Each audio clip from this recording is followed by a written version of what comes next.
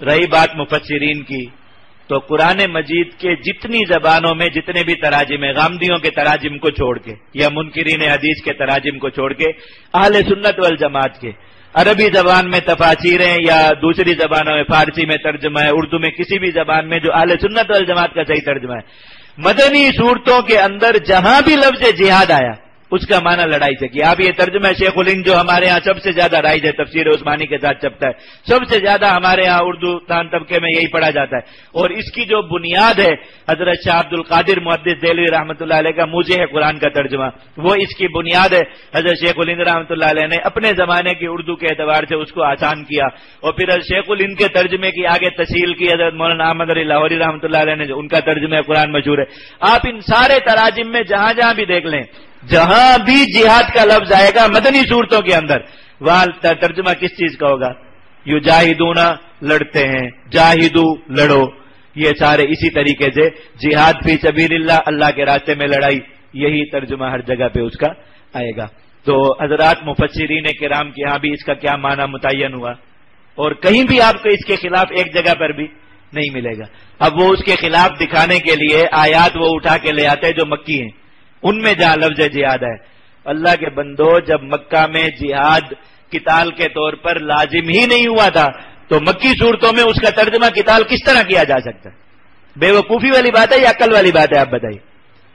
آپ دیکھیے، یہ تو اس وقت تک ابھی جہاد کا معنی ہی اللہ رب العزت نے قتال نہیں کیا تھا۔ بعد میں قرآن مجید میں تو صلاۃ کے باب میں ایسا بھی موجود ہے کہ صلاۃ بمعنی نماز جب متعین ہو چکی، اس کے باوجود قرآن مجید میں لفظ صلاۃ نماز کے علاوہ دوسرے معنی میں موجود ہے۔ وصلی علیہم، اللہ کے نبی صلی اللہ علیہ وسلم کو کہا گیا کہ آپ ان لوگوں کے لیے استغفار کریں۔ وصلی علیہم کیا مطلب ہے اس کا؟ نماز پڑھیں ان پر۔ اس کا مطلب ہے کہ ان کے لیے رحمت کی دعا کیجیے۔ ان صلاتک سکن لہم، آپ ان کے لیے رحمت کی دعا کریں گے، ان کے دلوں کو تسکین ہو جائے گی۔ یہ جو لوگ جہاد میں جانے سے رہ گئے تھے، اللہ تعالیٰ نے ان کے بارے میں نبی کریم صلی اللہ علیہ وسلم جب انہوں نے استغفار کا مطالبہ کیا، حضور نے ان کے لیے استغفار کیا تو اللہ میں کہ آپ ان کے لیے ساتھ رحمت کی دعا بھی کیجیے۔ اب یہاں پر صلاۃ کا معنی کیا ہے؟ رحمت کی دعا کرنا۔ حالانکہ یہ صورت وہ ہے جو نماز کے حکم شرعی کے بعد نازل ہوئی، تو ایسا ہو جانے سے اب صلاۃ کے حکم شرعی پر کوئی فرق پڑا کہ آپ دوسری جگہ پر بھی یہ کہیں کہ چونکہ اس آیت میں صلاۃ کا معنی نماز نہیں ہے تو باقی ساری آیات میں بھی گنجائش ہو گئی کہ یہاں بھی صلاۃ کا معنی نماز نہیں ہوگا بلکہ جو معنی ہم مرضی کر لیں، یہ اس کی گنجائش نکلے گی کوئی؟